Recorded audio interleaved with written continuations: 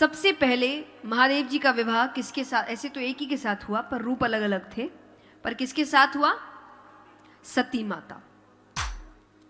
ऐसे देखिए सभी को पता है कि कारण क्या था।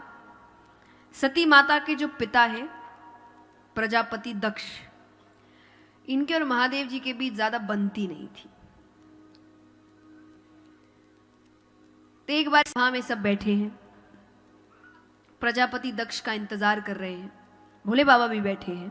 अब भोले बाबा की एक आदत थी, जहां उनको थोड़ा भी खाली समय मिलता वो श्री राम की भक्ति में लीन हो जाते।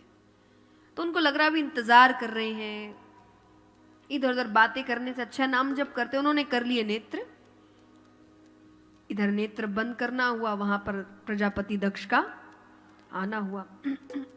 अब आए तो सब सम्मान में खड़े हुए, सिवाय भगवान भोले बाबा के। क्रोधित हो गए, उन्होंने बीच सभा में उनको बहुत अपशब्द कहे। भोले बाबा से कहा कि अमंगल स्थान में रहने वाला है, देवताओं के साथ बैठने योग्य नहीं है। अब एक तो मुझे लगता है कि जो गुणी व्यक्ति होते हैं ना, उनकी निंदा ही उनकी स्तुति होती है। अब अमंगल स्थान, कैसे अमंगल स्थान? अमंगल मतलब समझे आप? भोले बाबा के अधिकतर आप देखिए जहां उनका मंदिर होगा उसके ठीक बगल में शमशान घाट होता है। वो स्थान अमंगल कैसे हुआ? क्योंकि अगर अमंगल, कोई भी आप अमंगल काम करेंगे, आज हमें पता चल जाए कोई अमंगल है, हम करेंगे। कोई स्थान अमंगल है, हम वहां जाएंगे। आप अपने आप को वहां जाने से रोक सकते हैं? एक ना एक बार तो जाएगा ही इंसान। और वो स्थान अमंगल कैसे? जो स्थान आपको संसार का सत्य सिखाता है। कि जब परिवार में किसी की मृत्यु हो जाती है, जाते ही ये लोग पूरा कार्य करने के लिए वहां खड़े रहना पड़ता है। जितने भी यहां गए होंगे उनको पता है कि जब तक वहां खड़े रहते हैं सब बुद्धि ठीक हो जाती है। हाँ कि ना? कुछ देर के लिए लगता है किस बात की भाग दौड़ है, क्यों कर रहे हैं सब, कुछ साथ नहीं जाना है। अमीर से अमीर भी यही है, गरीब से गरीब भी ठीक उसके बगल में, और सबके लिए एक ही समान है। अमीर के लिए कोई सोने की लकड़ियां नहीं आ रही, एकदम सब कुछ एक है। किस बात की फिर भाग दौड़? भले ही वहां से बाहर निकलते ही संसार अपनी ओर खींच लेता है, अभी समय है। पर जब तक वहां खड़े रहो संसार का सत्य समझ में आ जाता है। वो स्थान अमंगल कैसे हो सकता है? जो आपको जीवन का सत्य सिखाता है। दूसरा क्या कहा? दूसरा अपमान क्या था बताओ? एक तो अमंगल में स्थान रहने वाला, और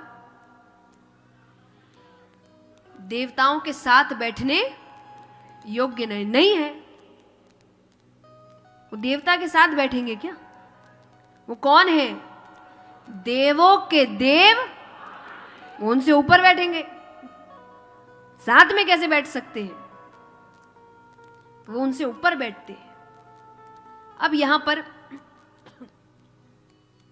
फिर भी अपशब्द तो अपशब्द है, अपमान तो अपमान है। हम सबको पता है फिर क्या हुआ। यज्ञ करवाते हैं, निमंत्रण नहीं देते। माता जाती है, उनको दिखता है पति का अपमान हुआ है, वो उसी हवन कुंड में अपनी आहुति दे देती है। अब ये एक कथा है जो आपने सुनी है।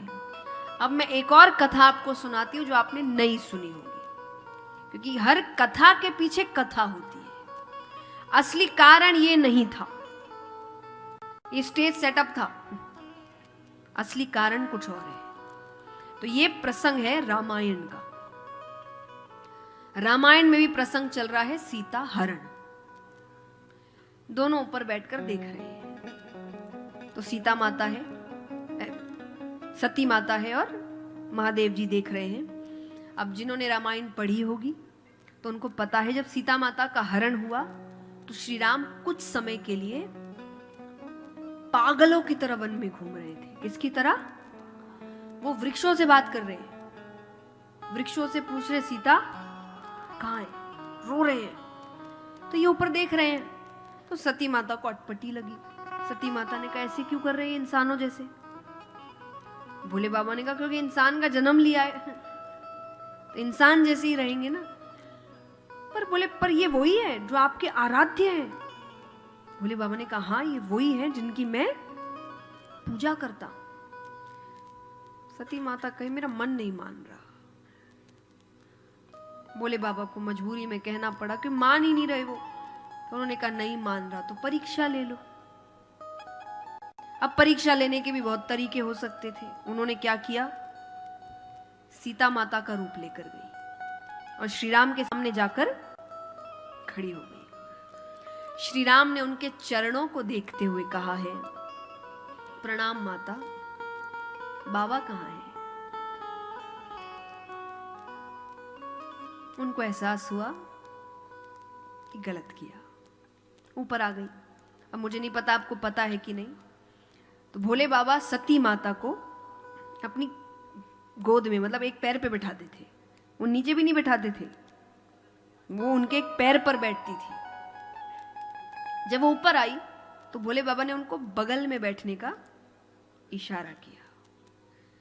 उनके लिए श्री राम आराध्य है, पिता स्वरूप है। तो सीता माता क्या हुई, उन्होंने मां का रूप ले लिया।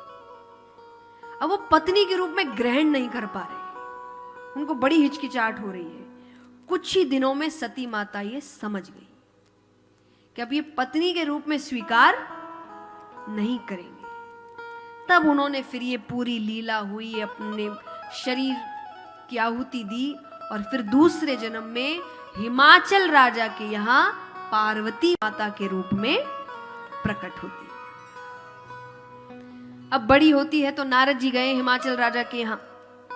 हिमाचल राजा ने कहा बेटी विवाह योग्य हो गई है, थोड़ा कोई वर है तो बताइए। नारद जी को सब पता है। नारद जी ने कहा बहुत अच्छा वर है, नाम है महादेव। उन्होंने कर दिया रिश्ता पक्का।